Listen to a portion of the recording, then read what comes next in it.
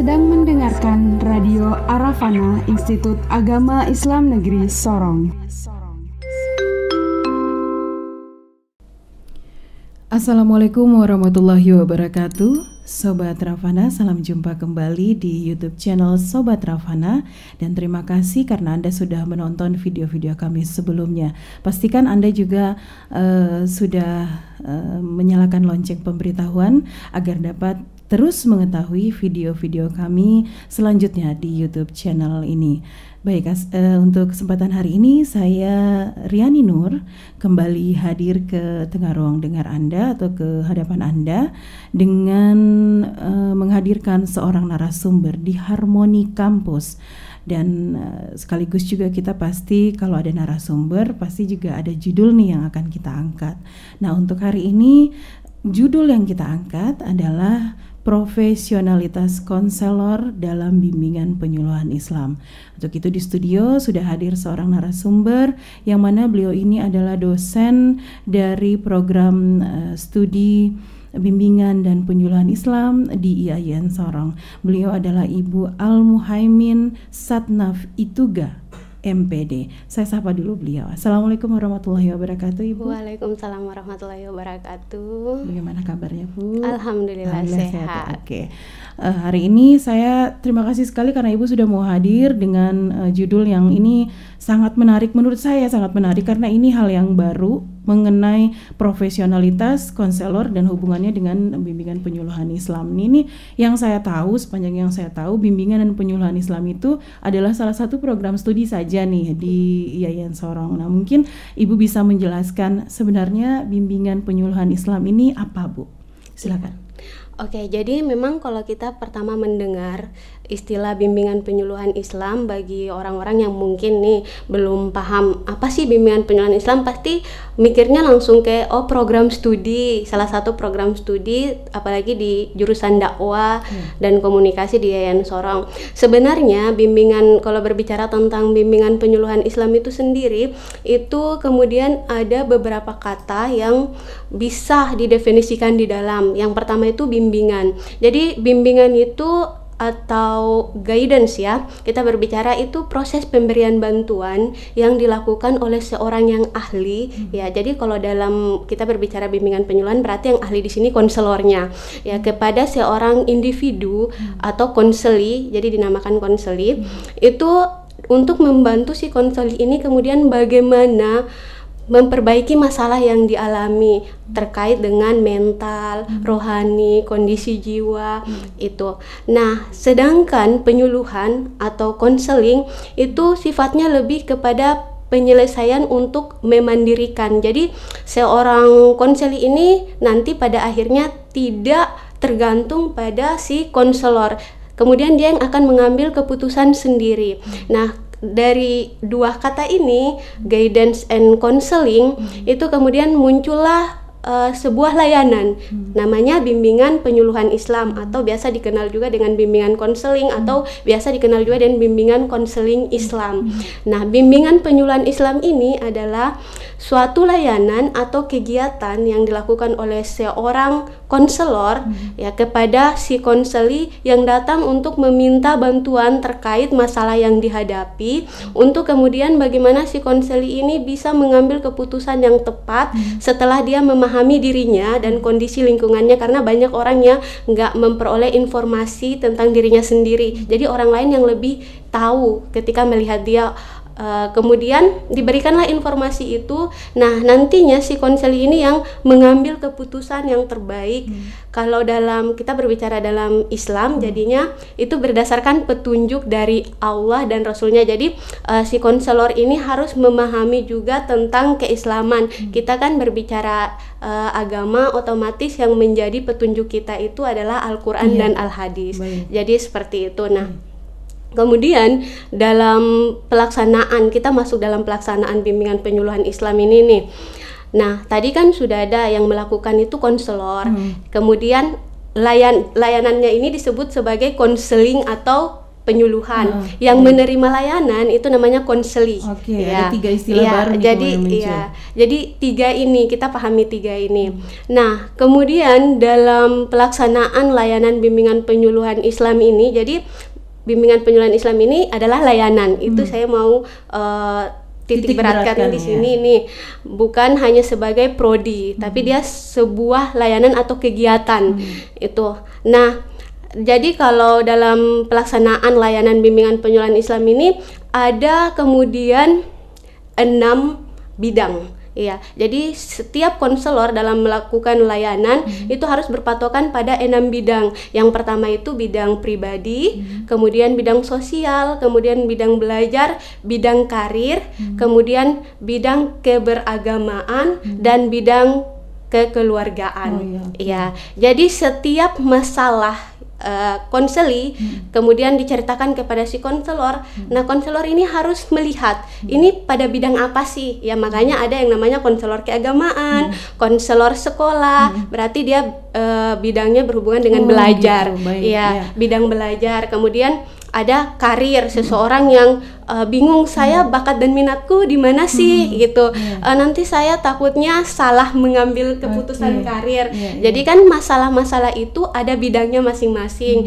Kemudian yang masalah keberagamaan, mungkin kemudian orang yang memiliki masalah terkait kondisi batin dan rohaninya gitu. Nah, kekeluargaan nih biasa ada konseling pranikah, sering dengar gitu, itu kegiatan dari bimbingan bidang, salah satu bidang dari layanan bimbingan penyuluhan Islam. Jadi supaya orang nggak kaget lagi bilang, oh dia konselor sekolah, oh ada konselor karir, oh ada konselor keagamaan, ada konselor pranikah, konselor keluarga. Itu jadi masing-masing itu ada bidangnya ketika si konseli datang dengan masalah yang dibawa di ruang konseling gitu. Nah, selain dari bidang bimbingan itu, kemudian kita masuk di layanan ya. Jadi tidak hanya bidang.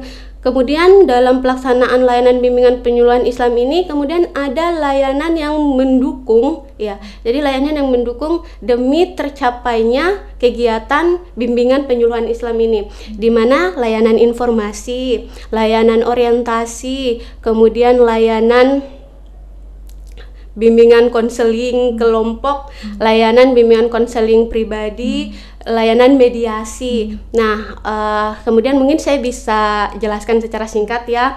Layanan informasi itu kayak tadi, kemudian si konselor memberikan informasi kepada si konseli. Ya. Sebelumnya kan kata konseli ini digunakan kata klien nih. Nah, tapi karena hampir semua profesi itu menggunakan klien dimanapun ya, pekerjaan itu pasti yang datang kepada kita itu disebutnya klien. Makanya kemudian dalam dunia bimbingan konseling atau bimbingan penyuluhan, kata klien ini digantilah secara resmi dengan kata konseli supaya membedakan bahwa oh ini yang dilakukan layanan bimbingan penyuluhan, bukan layanan yang lain.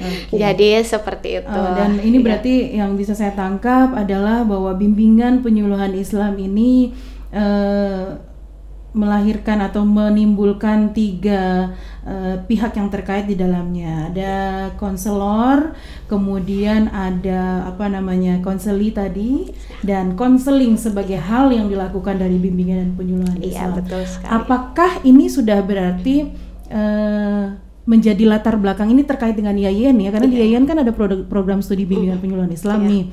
Apakah yang Ibu sampaikan itu sudah menjadi latar belakang dari adanya prodi ini, Bu? Kurang lebih seperti itu. Iya, kurang lebih seperti berarti, itu. Betul.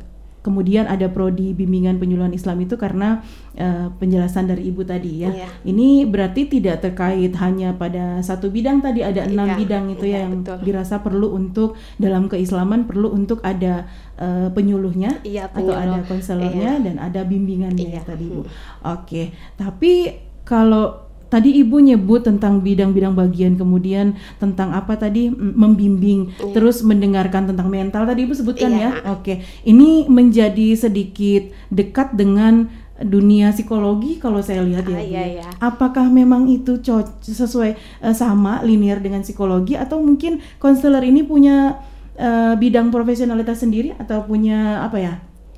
Ya, punya keilmuan yang lebih khusus lagi dari psikologi atau gimana? Mungkin Ibu bisa sampaikan atau bisa jelaskan? Iya, jadi memang betul sebagian besar orang biasa mendengar istilah psikolog ya dengan profesi psikolog dengan profesi konselor itu, terus orang pada berpikir sebenarnya beda tugasnya di mana, kan sama-sama berhubungan dengan ilmu kejiwaan ya, kondisi mental gitu, seperti itu. Nah, kalau dari sisi kualifikasi akademik nih, nah kalau seorang psikolog itu dia kan S1-nya dari psikologi, ilmu psikologi, kemudian S2-nya juga ilmu psikologi, kemudian dia ambil profesi psikolog. Nah, sedangkan konselor ya itu S1-nya bimbingan penyuluhan Islam untuk menjadi seorang konselor keagamaan, atau untuk menjadi seorang konselor sekolah dia S1-nya bimbingan dan konseling.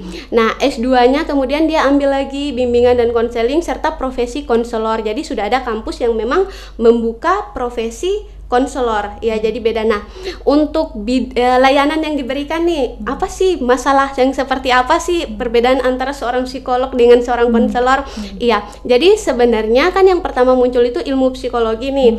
Kemudian konseling ini adalah sebelumnya itu salah satu cabang dari ilmu psikologi ini. Arahnya, tapi dia pertama masuknya itu ke sekolah, jadi namanya psikologi pendidikan dan bimbingan. Itu pertama muncul. Nah, tapi kemudian seiring berjalannya waktu, tidak hanya di sekolah saja, ternyata masyarakat luas juga itu membutuhkan pelayanan konseling itu sendiri. Nah, untuk masalah yang ditangani, jadi kalau konselor itu dia setaraf neurosa ringan ya, jadi ada yang namanya kondisi kejiwaan itu, masalah yang dialami itu masih masuk dari 6 bidang ini ya, dia masih masuk dalam neurosa ringan. Nah, kalau untuk seorang psikolog dia sudah mulai masuk di neurosa sedang ya, dan psikolog sudah bisa memberikan tes psikologi yang berstandarisasi. Nah, kalau si konselor dia memberikan instrumen, jadi asesmen ya, instrumen asesmen tes maupun non tes. Nah, kemudian kalau psikolog itu sendiri kan dia tadi sudah neurosa sedang, kan kalau di atasnya lagi tuh ada yang namanya psikiater nih ya, dokter kejiwaan. Jadi neurosa berat yang dia betul-betul sudah sakit jiwa istilahnya. Kalau konselor kan yang dia istilahnya masih mengalami kesulitan ya untuk bagaimana sih menyelesaikan masalah ini. Jadi gitu. Iya, jadi gitu. Jadi saya ingin maksudnya menjelaskan, jadi itu bedanya seorang konselor, psikolog dan psikiater ya. Jadi kalau jadi beda juga ya untuk organisasi profesi yang menaungi ya. Kalau di konselor itu sendiri ada yang namanya APKIN ya, Asosiasi Bimbingan Konseling Indonesia ya. Jadi kalau psikolog mungkin pasti dinaungi juga HIMSIKA gitu. Jadi beda, jadi dari peraturannya pun kode etiknya karena sudah ada yang naungi masing-masing, jadi otomatis sudah beda gitu ya. Oke, tadi berarti yang kemudian kembali bisa saya tangkap itu seorang konselor yang menangani konseling, berarti ini lebih ke preventif ya, Bu? Preventif ya. Dan psikologi ketika sudah ada masalah lalu di ini. Jadi mungkin konselor ini apakah mirip-mirip seperti advisor gitu, atau yang menasihati, yang memberikan pandangan seperti itu ya, Bu ya? Jadi gini, kalau dalam kan tadi bimbingan penyuluhan Islam itu ada bimbingan dan penyuluhan atau konseling. Jadi bimbingan itu sifatnya pemberian bantuannya itu lebih kepada pencegahan nih, preventif. Nah, kalau konseling dia lebih kepada penyelesaian atau kuratif atau penyembuhan. Nah, dalam bimbingan penyuluhan Islam sendiri ada yang namanya asas alih tangan kasus ya. Jadi asas ini harus dipahami oleh seorang konselor nih, karena asas ini yang akan mengadakan kerjasama, yang membuat adanya kerjasama antara konselor dan psikolog ya. Asas alih tangan kasus, ketika pertama si konseli datang nih memberitahukan kasusnya seperti ini. Ketika kasus itu sudah ternyata sudah bukan wewenang seorang konselor. Nah, konselor ini harus pahami kasus alih tangan kasus ini atau kolaborasi dengan profesi yaitu seorang psikolog. Jadi dibawalah kasus ini ke psikolog. Jadi seperti itu. Baik. Untuk penyuluhan Islam sendiri ini Bu, untuk naungan yang atau mungkin organisasi yang membimbingnya apakah beda dengan pembimbingan penyuluhan umum?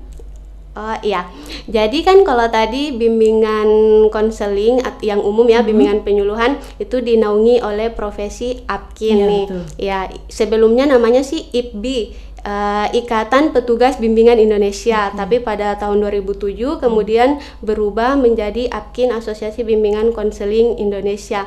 Nah, untuk bimbingan penyuluhan Islam atau bimbingan konseling Islam itu kan mereka nanti dinamakan Muslim Konselor. Jadi mereka tidak hanya konselor tapi ada kata Muslim Konselor. Di depannya itu dinaungi oleh profesi yang namanya AMKIN, ya, Asosiasi Muslim Konselor Indonesia. Berarti ada sendiri organisasinya. Iya, ada sendiri. Tapi sebenarnya itu sudah satu sih kode etik untuk semua kompetensi yang harus dimiliki, kode etik yang harus diikuti, kemudian asas-asas apa saja sih dalam melaksanakan layanan bimbingan penyuluhan itu sebenarnya semua sudah sama, sudah diatur karena konselor itu sendiri sudah diatur dalam Permen nomor 27 tahun 2008. Jadi profesi konselor ini sudah jelas karena memang sudah ada peraturan yang mengatur tentang profesi konselor. Jadi sudah tidak sama dengan psikolog. Psikolog kan ada juga yang mengatur gitu. Nah, kemudian apa namanya yang menjadi basic atau dasar dari adanya khusus bimbingan penyuluhan Islam berbau Islam nih. Ini apa yang mendasari sehingga perlu ada bahkan sampai ke organisasi, walaupun mungkin tadi Bu katakan kode etiknya sama ya, tapi kan ini bimbingan penyuluhan Islam. Ini berarti kan lebih spesifik nih, apa ini? Apakah mungkin ada alasan apa gitu dari ini? Mungkin Ibu bisa jelaskan atau sampaikan? Iya, gitu. Jadi sebenarnya pertama itu kan bimbingan konseling ini masuknya itu dari barat ya, ya dari barat, dari Amerika, kemudian masuk ke Indonesia. Nah, otomatis teori-teori yang digunakan itu adalah teori-teori yang berasal dari luar atau teori-teori yang berasal dari barat itu sendiri.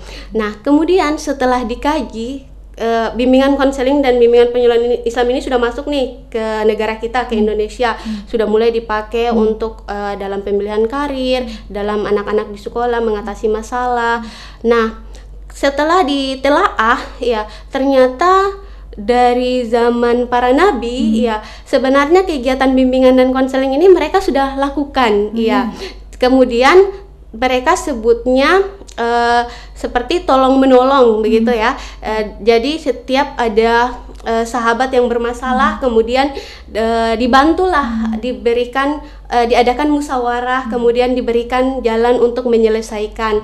Nah, dari hal itu ya kemudian asosiasi tadi berpikir bahwa oh iya, untuk lebih jelasnya nih bahwa kita harus tidak hanya memakai teori dari luar ya, karena berbeda lah otomatis dengan budaya kita ya, budaya kita. Jadi makanya dinamakan supaya lebih spesifik ya, dinamakanlah bimbingan penyuluhan Islam atau bimbingan kalau di kampus kayak UIN atau IAIN lain itu namanya bimbingan konseling Islam, disesuaikan aja. Ada yang bimbingan penyuluhan bimbingan penyuluhan Islam dan bimbingan konseling Islam, karena memang dari dulu itu setiap penyelesaian masalah daripada zaman Nabi itu selalu kembali lagi pada berdasarkan Al-Quran dan Al-Hadis, berdasarkan petunjuk Allah dan Rasul itu. Jadi dari situ sehingga ternyata bimbingan penyuluhan Islam ya, Islam ini perlu. Nah, konselornya juga itu ada tambahan loh, umpama kompetensi yang harus dimiliki oleh konselor secara umum itu kompetensi pedagogi, kompetensi kepribadian, kemudian kompetensi profesional, kemudian kompetensi sosial. Nah, untuk di konselor, di Muslim konselor, ya di Muslim konselor itu ada tambahan. Jadi tidak hanya yang kemudian 4 kompetensi tadi, kemudian dalam kompetensi seorang Muslim konselor dia harus menjadi konselor yang taklif atau mukalaf, di mana konselor ini sehat mental. Jadi harus dipastikan sehat mental, istilahnya tidak mengalami gangguan secara jasmani maupun rohani. Nah, kemudian yang kedua, konselor ini harus amanah. Ya, amanah di sini maksudnya dia betul-betul menjalankan tugasnya sebagai konselor itu dengan baik. Kemudian ada yang namanya konselor ini asas lillahi ta'ala ya. Ya, asas lillahi ta'ala maksudnya konselor harus paham bahwa apa yang dilakukan ini semata-mata karena untuk mendapat ridho dari Allah Subhanahu wa taala. Jadi ada beberapa yang harus dipenuhi, kompetensi yang harus dipenuhi oleh seorang konselor jika kita berbicara tentang bimbingan penyuluhan Islam. Oke, berarti nanti ini menjadi pertanyaan saya selanjutnya secara spesifik lagi, Bu, bisa jadi dijelaskan ya, dan kita akan lanjutkan di sesi kedua. Yang jelas untuk sesi pertama ini Sobat Ravana, Anda sudah bisa menemukan nih di mana sebenarnya urgensi ya Bu ya, urgensi dari adanya prodi mungkin atau juga adanya bidang ilmu bimbingan dan penyuluhan Islam, mulai tadi perbedaannya dengan psikologi, kemudian juga apa saja yang dibimbing, apa saja yang disuluh kepada konseli sebagai klien ya, klien dari bimbingan dan penyuluhan ini, dan apa spesifikasi atau dasar dari munculnya bimbingan penyuluhan Islam ya, kembali pasti berdasarkan Al-Quran dan hadis tadi. Oke, Ibu, nanti di sesi kedua masih ada beberapa pertanyaan atau hal yang ingin saya tanyakan kepada Ibu, tapi kita tutup dulu untuk sesi pertama ini ya. Terima kasih untuk penjelasannya, dan Sobat Ravana pastikan Anda menonton, tetap stay tune atau di video ini sampai selesai, karena ini sebuah judul yang sangat menarik, hal yang saya yakin juga pasti baru untuk Anda, untuk saya juga bahkan pribadi. Jadi kita nih udah dapat di sesi pertama ini bahwa ini nih perbedaan antara psikolog dengan konselor. Jadi nggak sama nih, mungkin kadang-kadang kita berpikir bahwa konselor itu adalah seorang psikolog, padahal ternyata mereka memiliki basic keilmuan dan juga titel sendiri bahkan ya Bu ya. Oke, Sobat Ravana tetap di sini, saya akan kembali di sesi kedua kita untuk judul profesionalitas konselor dalam bimbingan penyuluhan Islam.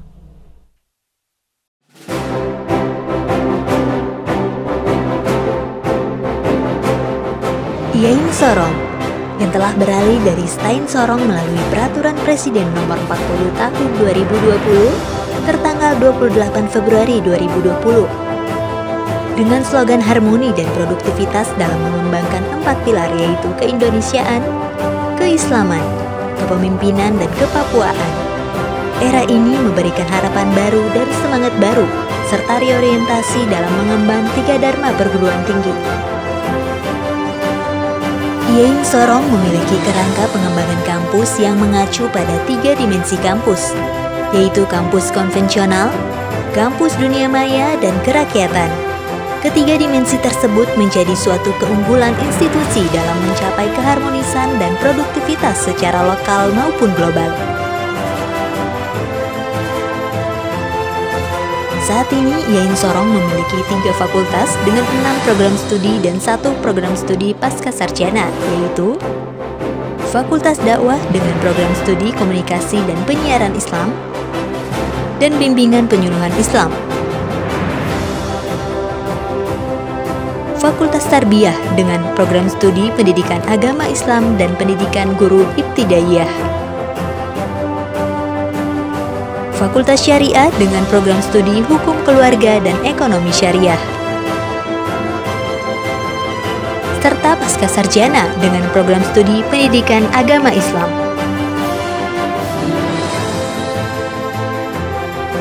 Keberadaan Yain Sorong merupakan anugerah tersendiri bagi masyarakat di lingkungan Papua Barat, khususnya Kota Sorong sebagai perguruan tinggi negeri yang mampu mencetak lulusan unggul dan kompeten, serta menghasilkan sumber daya manusia yang mampu memajukan dan bersinergi dengan seluruh komponen pembangunan yang ada di Papua Barat.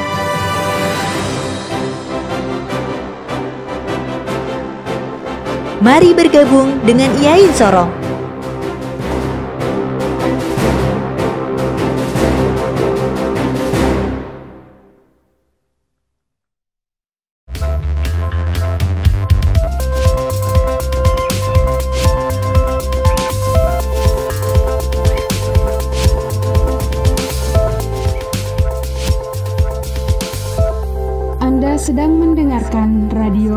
Arafana Institut Agama Islam Negeri Sorong.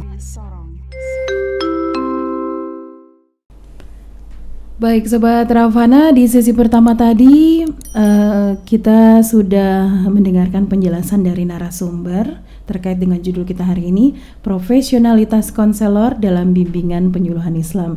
Kita sudah dengar dari narasumber apa itu bimbingan dan penyuluhan, apa itu bimbingan dan penyuluhan Islam, kemudian apa bedanya antara seorang konselor dengan psikolog, dan bagaimana konselor muslim ini dalam kaitannya dengan bimbingan penyuluhan Islam tadi ya.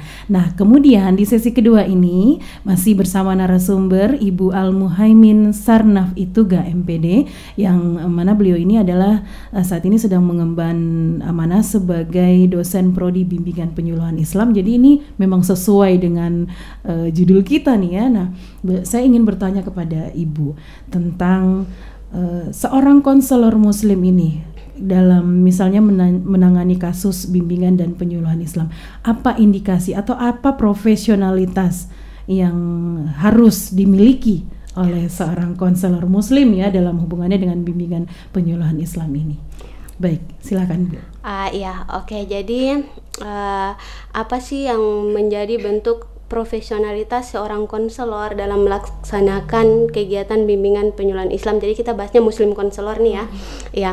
Jadi dalam kegiatan bimbingan penyuluhan Islam itu ada asas-asas yang harus dipatuhi. Ya. Jadi asas-asas ini dia berurutan ya. Jadi istilahnya dia nggak boleh terganti posisinya, saking harus memang berpegang teguh pada asas ini. Jadi yang pertama itu seorang konselor harus paham yang namanya asas kerahasiaan. Ya, seorang muslim konselor harus paham. Nah, karena asas kerahasiaan ini adalah yang paling urgent. Kenapa? Ketika seorang muslim konselor sudah dipercaya oleh seorang konseli, maka otomatis seorang konseli ini sudah bahwa saya percaya nih sama si konselorku karena dia bisa memegang rahasia dengan baik. Nah, beda lagi ketika seorang konselor ketika diceritakan nih rahasia, karena kebanyakan konseli itu datang kepada konselor itu berhubungan dengan aib, maaf ya, masalah pribadi yang betul-betul pribadi sekali. Ya, jadi seorang konselor harus bagaimana caranya untuk memegang rahasia ini dengan baik. Nah, beda lagi ketika konselornya mulut ember, jadinya pastikan selanjutnya konseli akan memberi informasi ini bahwa konselor itu enggak profesional. Ya, ini satu poin. Dari ini baru kita bicara satu asas nih, asas kerahasiaan. Sudah duluan berarti image si konselornya enggak profesional. Nah, kemudian yang kedua, asas kesukarelaan. Ya, ketika si konselor sudah dipercaya, kan tadi asas kepercayaan, ketika konselor ini sudah menuai kepercayaan dari konseli, otomatis si konseli akan datang secara sukarela kepada si konselor. Iya, dia akan datang secara sukarela. Nah, beda lagi ketika tidak dipercaya, otomatis si konselor akan susah. Ya, akan susah membujuk si konseli ini untuk memberitahukan apa sih yang sedang dialaminya, ya gitu. Tidak terbuka. Iya, tidak terbuka begitu. Nah, lanjut asas keterbukaan tadi sudah disinggung ya. Ya, jadi ketika dia sudah percaya, sudah sukarela, otomatis dia akan terbuka. Ya, dia akan terbuka tentang masalah yang dialaminya. Nah, ketika selesai si konselor paham dengan asas kerahasiaan, asas kesukarelaan, asas keterbukaan, kemudian si konselor ini harus paham tentang asas keahlian. Ya, keahlian bahwa saya ini adalah seorang konselor. Ya, apa yang harus saya lakukan sebagai seorang muslim konselor? Muslim konselor. Saya harus adil, saya harus amanah, kemudian saya harus paham bahwa apa yang kita lakukan itu adalah semua demi kebaikan dan kemaslahatan umat, ya. Dan kita harus tetap menggunakan atau berpedoman pada Al-Quran dan Al-Hadis, dan untuk mencapai kebahagiaan lahir dan batin. Jadi harus tetap selalu ingat itu pada asas keahlian.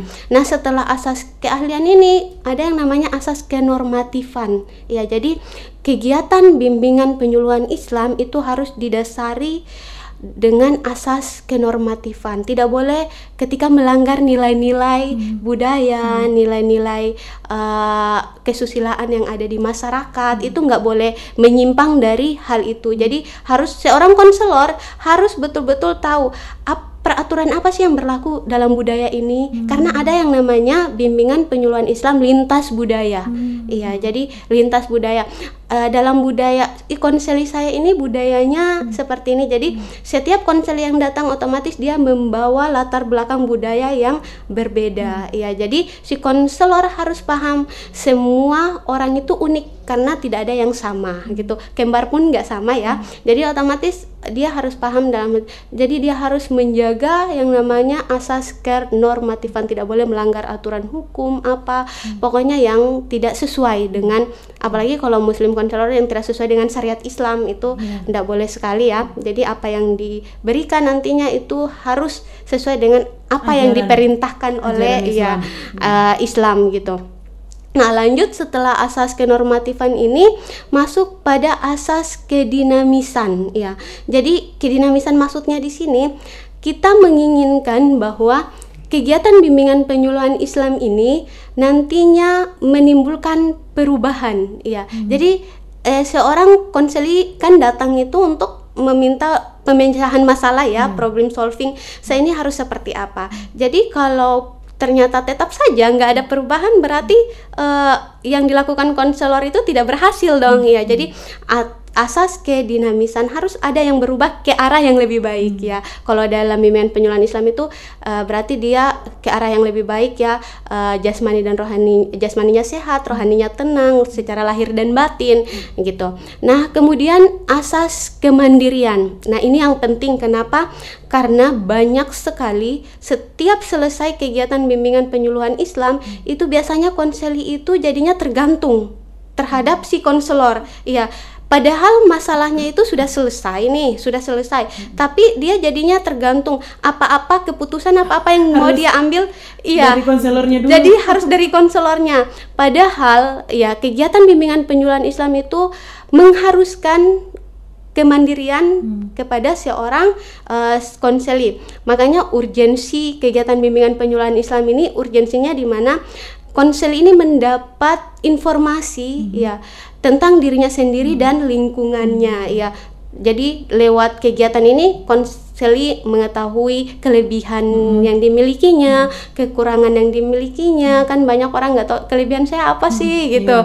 Ya, jadi dari mungkin asesmen, instrumen yang diberikan oleh konselor, jadi dia mendapat informasi tentang dirinya, bakat dan minatnya seperti apa.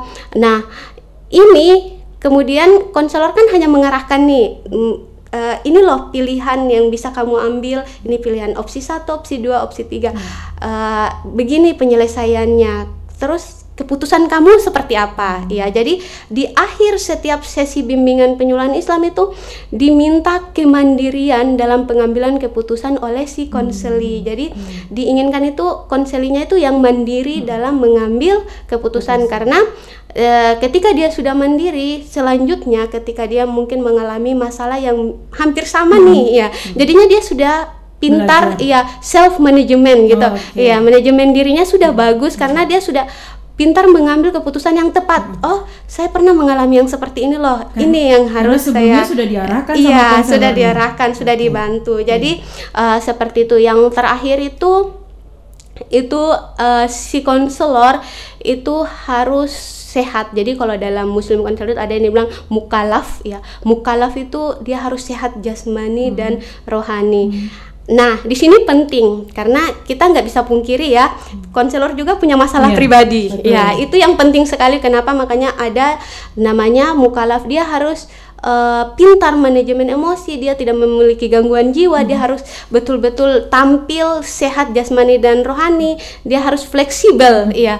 Nah, ketika konseli datang, dia karena dia seorang konselor yang memberikan pelayanan, maka dia harus Menampilkan. bagaimana menampilkan potensi kepribadian. Makanya ada tadi 6 potensi potensi kepribadian yang harus dimiliki oleh muslim. Dia harus menampilkan kepribadian yang baik, yang saya ini pribadi muslim yang seperti saya siap melayani konseli saya dalam hal kebaikan. Jadi seperti itu hal-hal yang memang harus dilakukan oleh seorang konselor. Nah, ada lagi nih kalau setelah melakukan kegiatan, melakukan kegiatan bimbingan bimbingan penyuluhan Islam itu ada hal penting ya, karena namanya semua pekerjaan harus jelas program program atau administrasinya harus ada bukti nih. Nah, seorang konselor itu harus membuat yang namanya, kalau di bimbingan penyuluhan itu dikenal dengan satlan ya, jadi satuan layanan ya. Dia harus buat satlan, jadi setiap kegiatan yang dia sudah selesai layani ini sebagai bentuk administrasi ya. Jadi masih banyak sekali konselor, entah itu konselor sekolah, konselor yang bekerja di kantor agama atau apa, mereka nggak tahu nanti buat laporannya seperti apa nih. Yang penting saya sudah mampu menyelesaikan kasus ya gitu. Ternyata butuh administrasi juga. Dia harus pintar menyusun satlan ya, satuan layanan dari topik masalahnya seperti apa, identifikasi kasusnya seperti apa, kemudian masuk jenis layanannya apa. Tadi ada kan layanan mediasi, layanan informasi yang saya sudah sebutkan. Dia harus tunjukkan di situ jenis layanan yang dia sudah berikan dalam kegiatan konseling ini apa. Kemudian pihak atau alih tangan kasus yang dia kerjasamanya, kolaborasinya sama siapa. Karena kan kalau contoh nih, konseli kita yang datang itu dia ternyata mempunyai masalah yang sudah di luar dari wewenang kita, sehingga ya ini saya jelaskan ya, jadi asas kerahasiaan bisa gugur. Asas kerahasiaan bisa gugur ketika kasus si konseli ini ternyata sudah di luar dari wewenang si konselor, tetapi gugurnya itu hanya antara hanya antara profesi satu dengan profesi yang lain itu.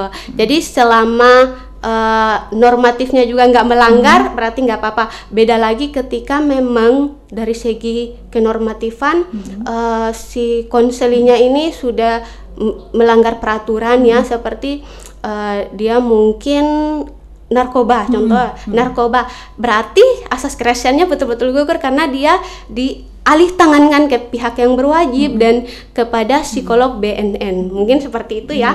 Jadi itu yang betul-betul konselor itu jadi harus hati-hati dalam melaksanakan kegiatan bimbingan penyuluhan Islam. Jadi nggak sembarang bahwa saya konselor loh, sini saya berikan pelayanan seperti ini. Jadi tidak serta-merta seperti itu saja yang jadi ada hal-hal yang memang harus dipegang teguh yang merupakan kode etik. Kode etik yang sudah ditentukan oleh organisasi profesi yang menaungi. Ketika konselor sudah melaksanakan rangkaian bimbingan penyuluhan Islam dan memang berhasil, sehingga si konsel ini merasa nyaman, tentram setelah menyelesaikan proses konseling, barulah muslim konselor ini bisa dikatakan sebagai muslim konselor yang common good, yang pokoknya yang betul-betul dia menampilkan profesionalitasnya sebagai seorang konselor.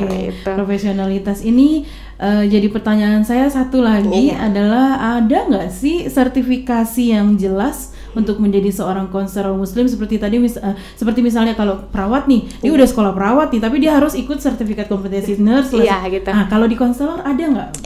Jadi kalau di konselor itu sendiri ada, jadi sudah ada beberapa kampus yang memang ada profesi konselor. Nah, kalau kayak tadi perawat nih, dia kan nanti ada escape nurse ada tambahan nurse. Nah, kalau psikolog juga nanti ada psikolog di belakangnya. Nah, sama dengan konselor, nanti dia ada ada tambahan kons. Jadi umpama dia setelah S1 bimbingan konseling atau bimbingan penyuluhan, kemudian dia lanjut profesi atau S2 atau bisa S2 yang langsung profesi nih. Jadi nanti dia tambahannya MSI Cons atau MPD Cons. Jadi gitu. ada Consnya. Iya, Jadi iya. ketika dia sudah ada Consnya, jadi berarti profesionalitasnya itu memang betul-betul sudah ikut. Jadi dia sudah bisa membuka biro konseling. Iya. Sudah bisa jadi berpraktek sendiri iya, ya. sudah bisa Tapi berpraktek sendiri. dalam konteks iya. bimbingan penyuluhan tadi. Iya, bukan dalam psikologi. iya, gitu ya. bukan. Oke. Jadi itu. Iya, Jadi itu tadi itu. Sobat Ravana, profesionalitas seorang konselor itu ternyata panjang ya, dan bukan tidak serta-merta langsung saya konselor nih karena S1 S2-nya mungkin sudah ini, Iya. tapi ketika tidak punya integritas sebagai seorang konselor tadi, yang ada asas berapa tadi? 6 tadi ya? Iya. 6 apa 7? Kalau banyak iya, tadi kalau ya? asasnya 12. Oh, itu sudah dengan muslim konselornya Oke. ya. Dan tadi sudah dijelaskan sama Ibu, jadi nggak mungkin saya ulangi. Saya juga cuma ada beberapa yang sudah saya tangkap, dan itu menunjukkan memang profesionalitas seorang konselor tadi. Termasuk yang jadi perhatian saya tadi adalah bagian administrasi tadi. Iya, betul Mungkin itu sekali. juga sangat berguna untuk ini Ibu ya, apa namanya, evaluasi kerja juga kali ya Bu ya. Iya, betul. Karena rata-rata nih biasa kan suatu pekerjaan itu selesai dikerjakan cuma bilang saya sudah selesai mengerjakan. Iya. Nah, memang banyak sekali ya, ketika ditemukan orang yang sudah menjadi seorang konselor ketika setelah melakukan kegiatan mereka ternyata nggak bisa. Jadi ada yang namanya pelatihan pembuatan saklan. Jadi organisasi profesi yang menaungi itu sering mengadakan workshop, pelatihan bagaimana sih membuat saklan, bagaimana sih menyusun studi kasus dalam kegiatan bimbingan penyuluhan Islam, kemudian bagaimana sih membuat, kalau yang sudah bekerja di kantor nih, bagaimana sih membuat program bulanan bimbingan penyuluhan Islam, bagaimana membuat program tahunan. Jadi seperti itu. Oke, ini penjelasan yang luar biasa dan sangat menarik sekali.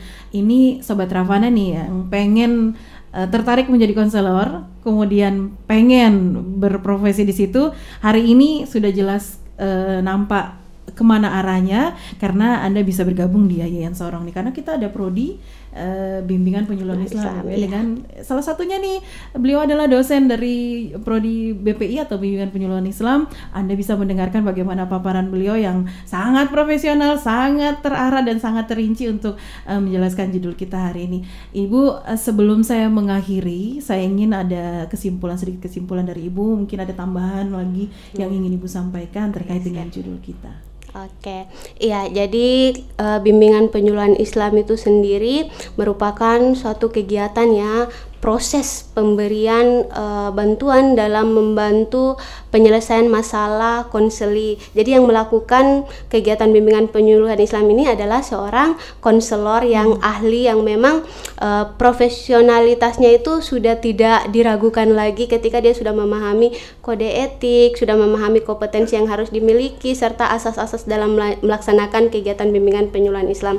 Nah, bimbingan penyuluhan Islam ini sebenarnya sudah ada dari sejak zaman para nabi. Jadi bagaimana kemudian mereka membantu menyelesaikan masalah dari sahabat-sahabat itu berdasarkan berpedoman dari Al-Quran dan Al-Hadis. Nah, ini juga sudah jelas sih dalam Al-Quran itu dinyatakan dalam surat Al-Maidah ayat 2 itu, tolong menolonglah kamu dalam kebaikan dan janganlah kamu tolong menolong dalam keburukan. Jadi seperti itu. Jadi proses atau kegiatan bimbingan penyuluhan Islam ini bagaimana seorang konselor itu membantu seorang konseli untuk kemudian mencapai kebahagiaan hidup dan ketenangan secara lahir dan batin. Jadi mulia ya kalau kita berbicara juga tentang bimbingan penyuluhan Islam. Jadi ini salah satu profesi atau pekerjaan yang mulia ya, karena kita ternyata memang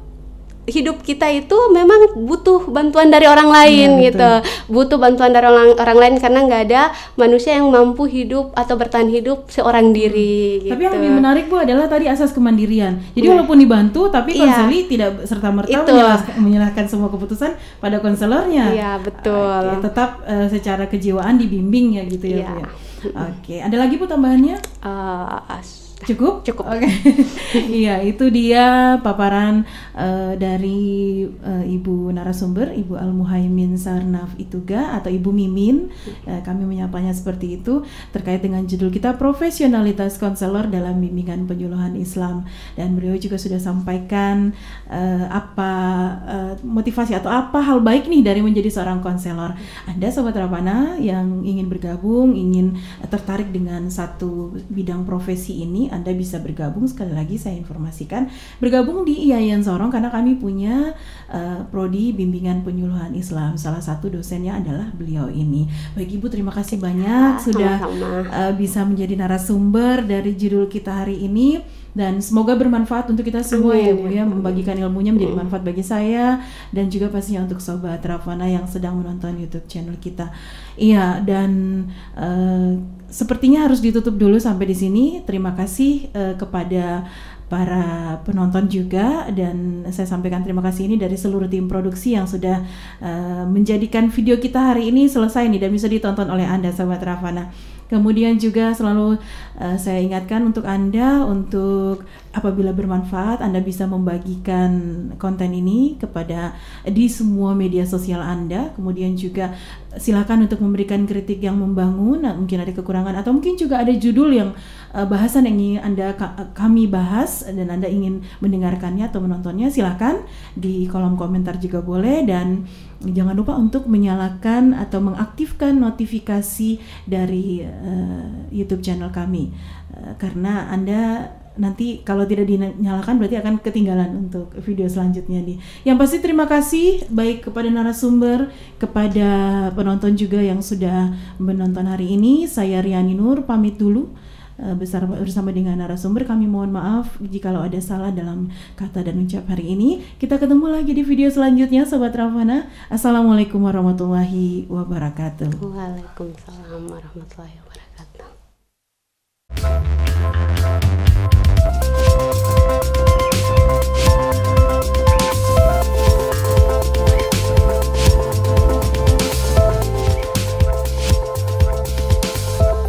Anda sedang mendengarkan Radio Arafana Institut Agama Islam Negeri Sorong.